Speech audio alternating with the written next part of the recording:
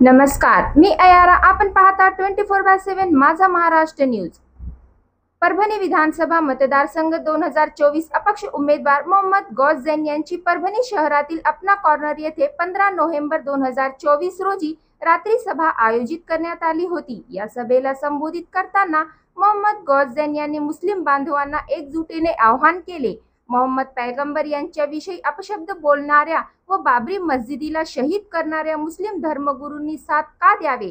ज्यांनी आमची मस्जिद उद्ध्वस्त केली अशा लोकांना मत देऊ नका, असेही मोहम्मद गौस जैन यांनी आपल्या भाषणात म्हणाले. हेच नव्हे तर मुस्लिम समाज बांधवांनी बैलगाडीच्या खाली चालणाऱ्या व स्वतःला असे समजणारे की ही बैलगाडी मीच चालवतोय अशा कुत्र्यासारखं स्वतःला समजू नका. प्रत्येकाने आपली किंमत ओळखावी व मुस्लिम उमेदवारालाच आपले अमूल्य मत द्यावे, असे आवाहन मोहम्मद गौस जैन यांनी केले.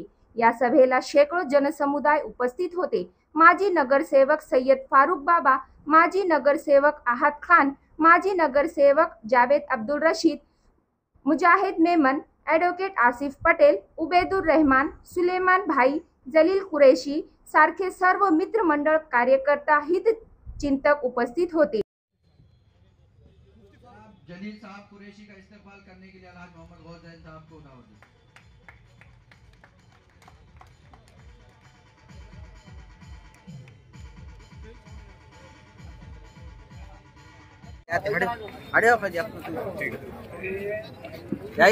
लो भैया सामने से ऐसा कैसा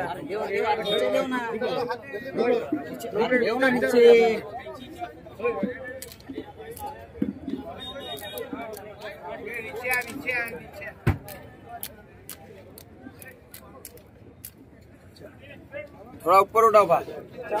चलो इधर आटो देखो आए तुम.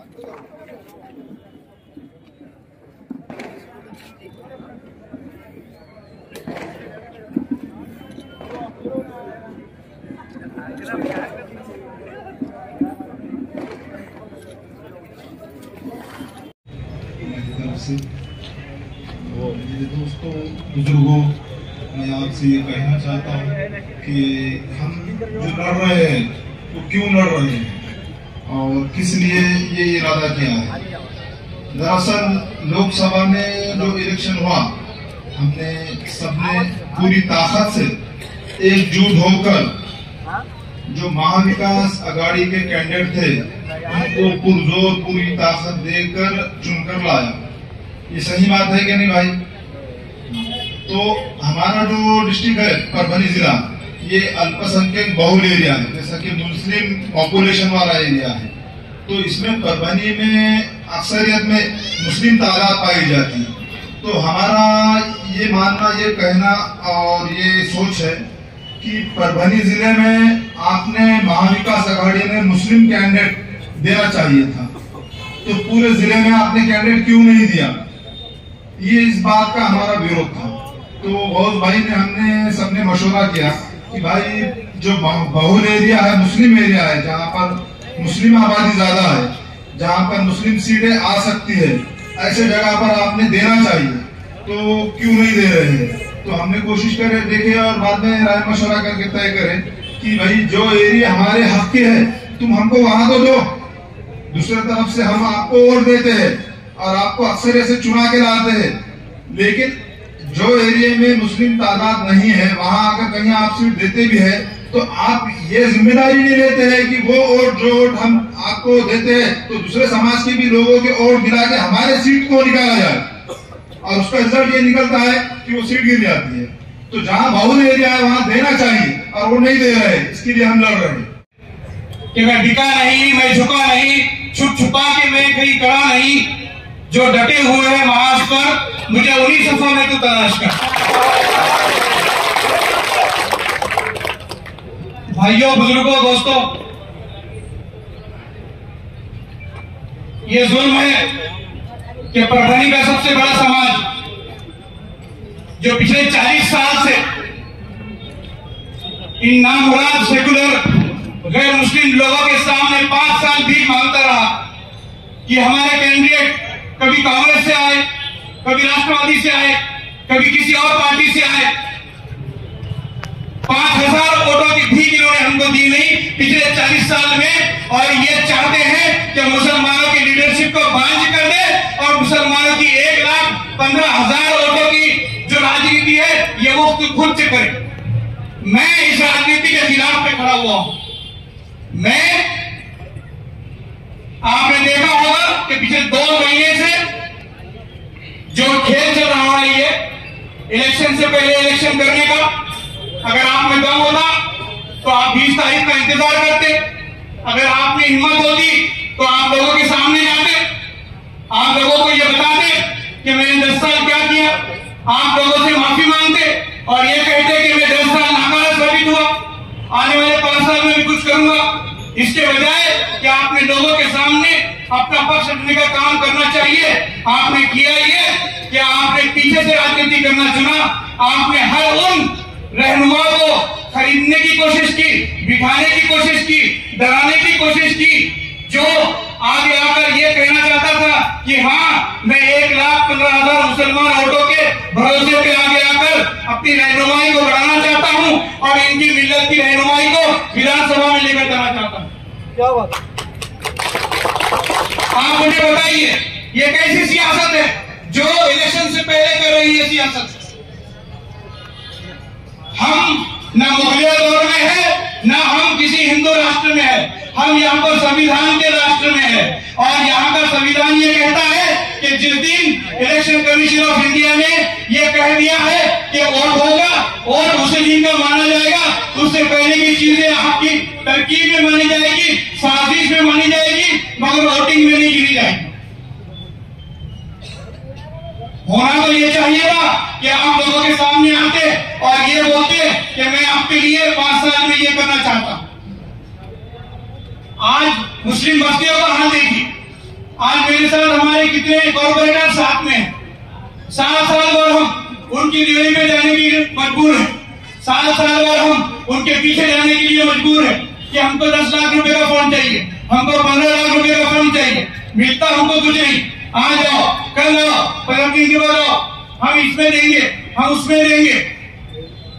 और आज हाल ये है हमारी मुस्लिम बस्तियों का कि ना वहां पर नालियां है, ना रोड है, ना अच्छे स्कूल है, ना कुछ और है।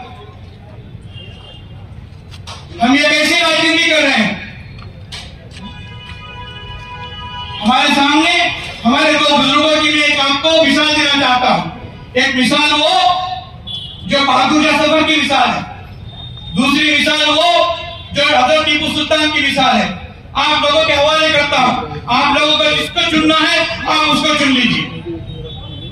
बहादुर शाह सफर के सामने जंग आकर खड़ी हुई थी, बहादुर शाह सफर ने हिकमत से काम लेने को तरजीह दिया, बहादुर शाह सफर ने मसलियत से काम करने को तरजीह दिया, बहादुर शाह सफर ने आज का मामला कल करने को कर दिया। ठीक है ये 5 साल हम ले लेंगे, अगले साल 5 साल में हम देखेंगे, हम सोचेंगे।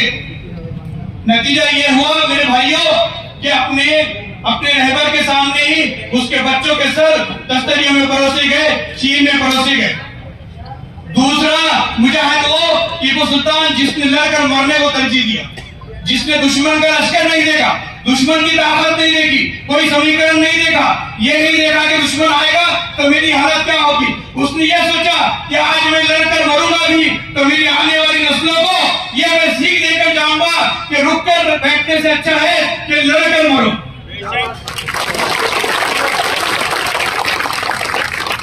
आप मुझे बताइए, बीज भवन में आप ये ऐलान करते हैं कि हम इसको वोट देना चाहिए, हम इसको वोट देना चाहिए। मैं हमारे बुजुर्ग है, मैं किसी के ऊपर उंगली उठाने का मेरा कोई इरादा है, न मेरी हिम्मत है, न मेरी हैसियत है।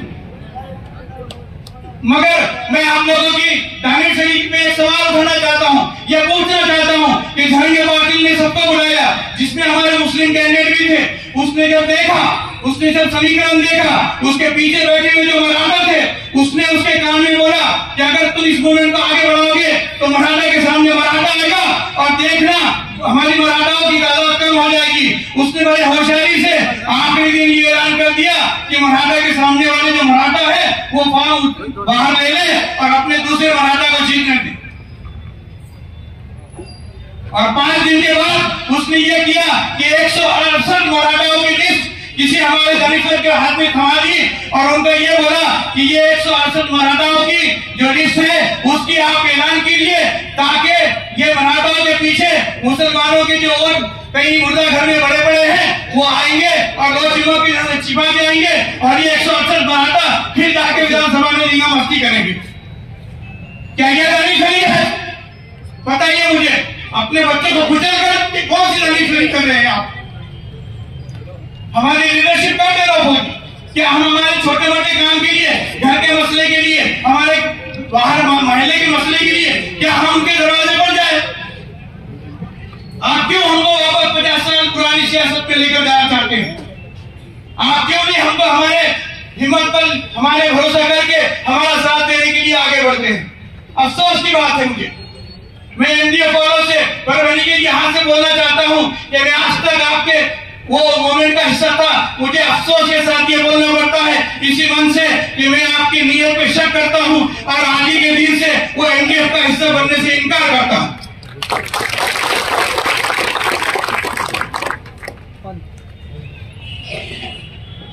चार लोग एक कमरे में बैठेंगे, 4 लोग आपस में बातें करेंगे,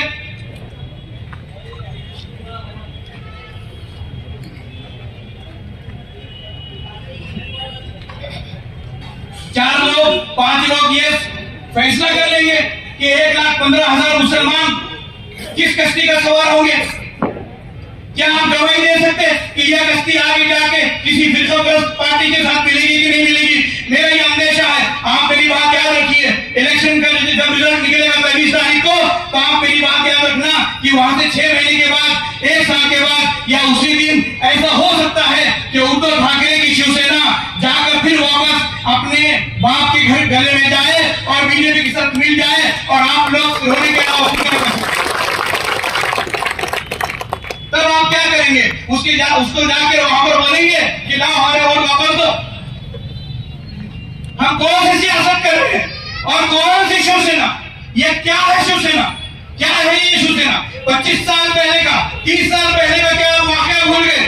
किसने तोड़ा था बाबरी मस्जिद को? किसने फखर हासिल किया था बाबरी मस्जिद के तोड़ने पर? अल्लाह के गुनहगार को आप कब होते हैं माफ करने वाले? किस बिना पर आपने उसको माफ कर दिया? और आपकी बेशर्मी की हद ये देखिए कि आपने ऐलान कर दिया कि आप आइए, आगे बढ़िए और उस शिवसेना को वोट कीजिए। मैं नहीं मानता आपकी नानी से रिकॉर्ड से। अल्लाह का गुनहगार एक कम से कम मीटिंग में ये बात कर लेते एनडीए वालों कि वो ईंटें जिसने तारीख की मंजर देखा है, वो ईंटें उस मस्जिद की जिसने कई ऐसे मुहर्रे गिरे हैं, वो ईंटें मस्जिद की जिसने ऐसी तारीख की नमाज की है, वो ईंटें ऐसी जिसने कई जंगों के वहां पर महले देखे हैं, वो ईंटें जिसने अल्लाह का नाम रात दिन सुना है, आज वो ईंटें किसी गैर के नाम से पूजी जा रही है और आपके कान के ऊपर जूं तक नहीं रहती। अगर आप में हिम्मत है तो में उनका सपोर्ट के बाद कम से कम कुछ नहीं करते, अपने बच्चों के लिए तरक्की नहीं लाते, बच्चों के लिए अच्छे रोड नहीं लाते, स्कूल नहीं लाए तो चलता, आप उनसे कम वो ईंटें तो वापस लाते। है आप में हिम्मत? अगर हिम्मत नहीं है तो लड़ने की सियासत में क्यों गाड़ी के नीचे कुत्ता बनने की कोशिश कर रहे हैं? वो कुत्ते नीचे के कि गाड़ी का पूरा मैं ही उठा रहा हूं। आपके खुद के मामला देखिए, आपने कितने लिए, आपने कितने लिए वो तो आप और अल्लाह जाने, मगर ये ऐसे जो मामला जो मजमूई तौर पर तय होने चाहिए, जब आप उलमा इकराम का नाम इस्तेमाल करते हैं, जब आप आइमा इकराम का नाम इस्तेमाल करते हैं, जब आप हुफ़ाज़ इकराम का नाम इस्तेमाल करते हैं, तो बरनी में 1000 से ऊपर आइमा इकराम, हुफ़ाज़ इकराम, उलमा इकराम और मुफ्तियान इकराम है। क्या आपने पूरे 1000 मुफ्तियान इकराम, आइमा इकराम, हुफ़ाज़ इकराम को बुलाया, उनकी वोट ली, उनको पूछा कि आपकी राय क्या है? आपने बंद कमरे में 20-30 लोगों को बुलाया और एक कमेटी बनाई और आपने ऐलान कर दिया।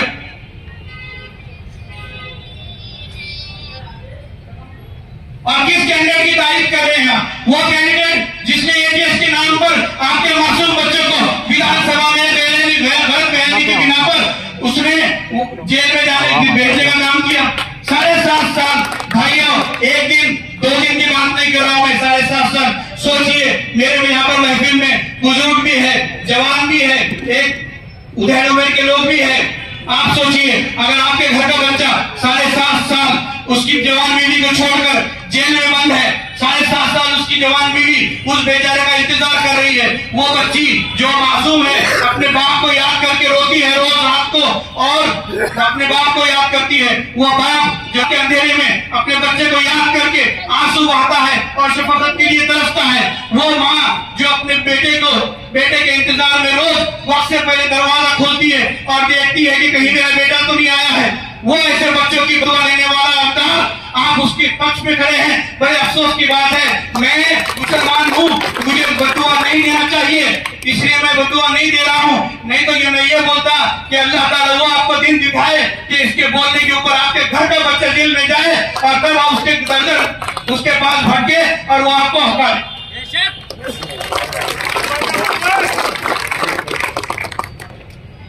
बताइए, अगर वो बच्चा आपके घर का होगा तो क्या फिर भी आप उसको वोट देते? ये हमको सुलह हुदैबिया की बात करते हैं। मेरे भाइयों, सुलह हुदैबिया को गौर से हमको पढ़ना जरूरी है, समझना जरूरी है। सुलह हुदैबिया जो जंग थी, वो जंग शुरू होने से पहले की जो जंग थी, मैदान जंग में सब जमा जरूर हुए थे मगर जंग शुरू नहीं हुई। सही बात है मुफ्ती साहब?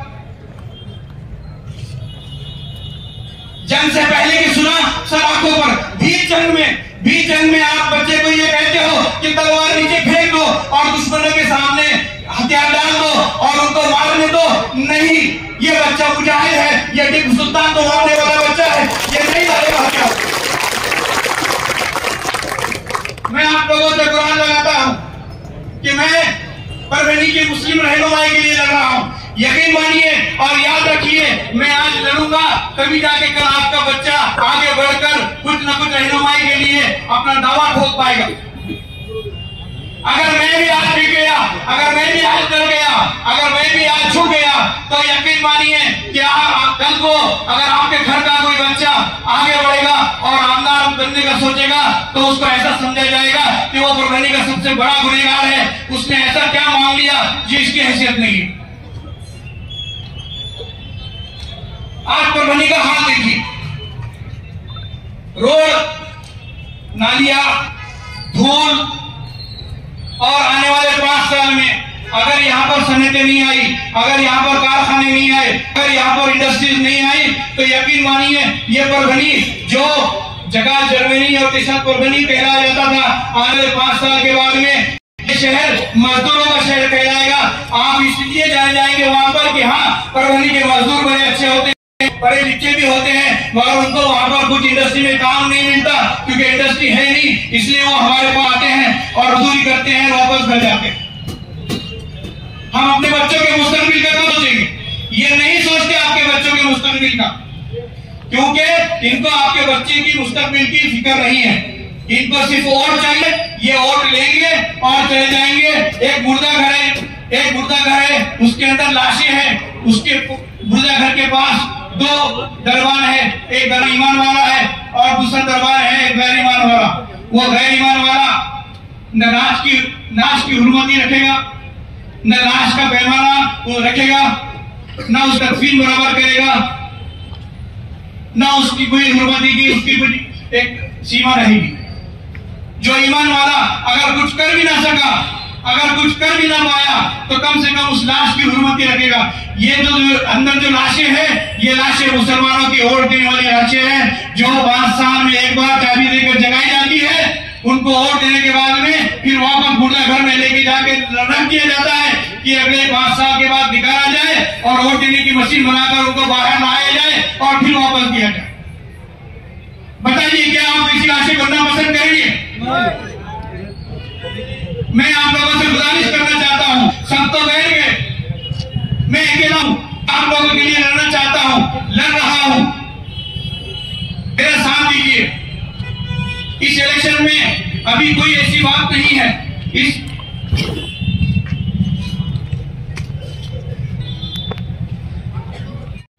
वो मामला इस हिसाब से है कि मेरा भाई ये चाहता है उबैद कि मैं ये बोलूं कि जब मैं इंडिपेंडेंट नगर सेवक चुन के आया था तो मुझे जो जावेद साहब इस बात की गवाही दे सकते कि मुझे कुछ ऑफर्स आए थे उस टाइम पे, तो वो ऑफर्स मैंने ठुकरा के, उस वक्त भी मैंने जो बड़ी पोस्ट थी महापौर की उसी के लिए लड़ किया था। मैं शाहीन का मानने वाला हूं, मैं पैसा रहूंगा या फिर वही दाना खाऊंगा जो मुझे खाना है। मुझे चंद टुकड़ों में पढ़ने की आदत नहीं।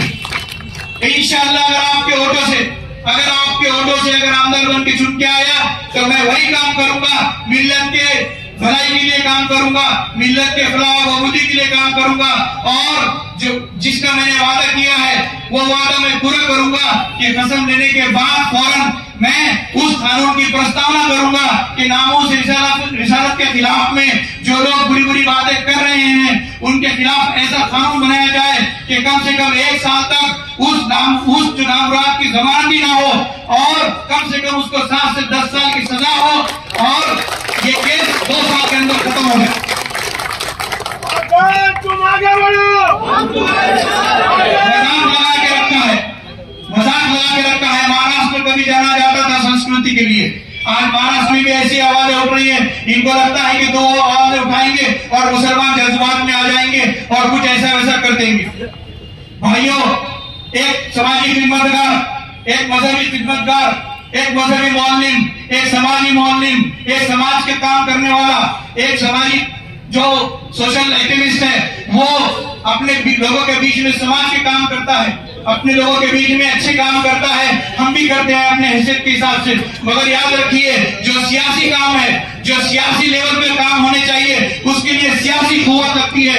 एक आदमी कितना भी अच्छा समाजी खिदमतगार हो, एक आदमी कितना भी मजहबी खिदमतगार हो, अगर उसके पास सियासी ताकत नहीं रहेगी तो आपके वो सियासी कुछ काम नहीं कर पाएगा। अगर हमने सियासी हिस्सेदारी की अगर बात करनी है, अगर हमको सियासी हिस्सेदारी अगर लेनी है, अगर हमको हमारा हक लेना है तो हमको हक के लिए लड़ना पड़ेगा। आप वो जमाना भूल जाइए कि आपके बोलने पर, आपके फतवे पर, आपके राय पर कोई आएगा और आपको राज्यसभा दे जाएगा, लोकसभा दे जाएगा, एमएलसी दे जाएगा। नहीं, यहाँ पर लड़ने नहीं दे रहे तो वहां पर बना बनाया खेल आपके हाथ में दे, वो आपको ताकतवर क्यों करेंगे?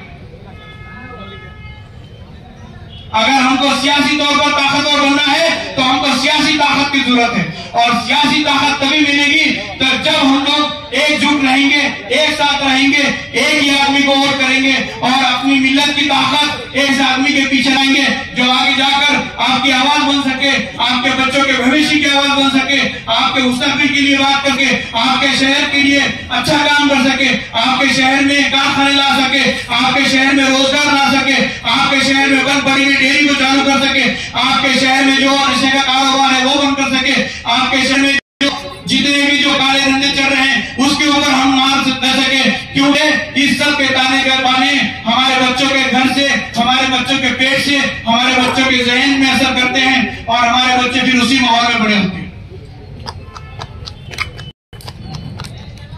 मैं आप लोगों से गुजारिश करना चाहता हूं, तरक्की की सियासत में साथ दीजिए, ये लड़ने की सियासत में साथ दीजिए और इत्तेफाक दिए कि 20 तारीख को जिस दिन वोटिंग है, ये इत्तेफाक है, ये इशारा है, वो आप जाने 20 तारीख को हजरत टीपू सुल्तान का जन्मदिन है।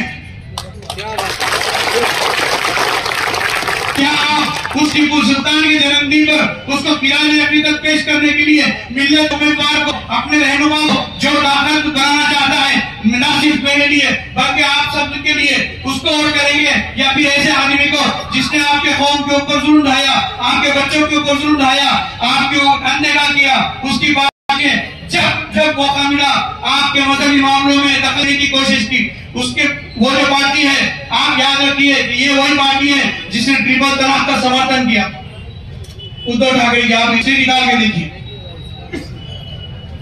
आप सोचिए, आप फैसला कीजिए कि वो जो पाकिजा दिन है 20 तारीख का, वो दिन आप टीपू सुल्तान की राह में चलेंगे या नथुराम गोडसे की राह में चलेंगे। बस इतना ही कहकर मैं आप लोगों के सामने अपील करते हुए मेरी बात खत्म करता हूं कि 14 नंबर के निशान पर नंबर की निशानी है, शाह की निशानी है, मिल्लत की शहनाई बजाइए और जुल्म के फिजा हटाइए। बहुत बहुत शुक्रिया। आपण पाहत राहा 24/7 माझा महाराष्ट्र न्यूज. आपण जर पहिल्यांदाच आमचे चॅनल पाहत असाल तर सर्वप्रथम आमच्या चॅनलला सबस्क्राईब करा, घंटीचं बटन दाबा, लाईक करा, शेअर करा आणि हो कमेंट तर नक्कीच करा. आपण पाहत राहा 24/7 माझा महाराष्ट्र न्यूज. जय हिंद.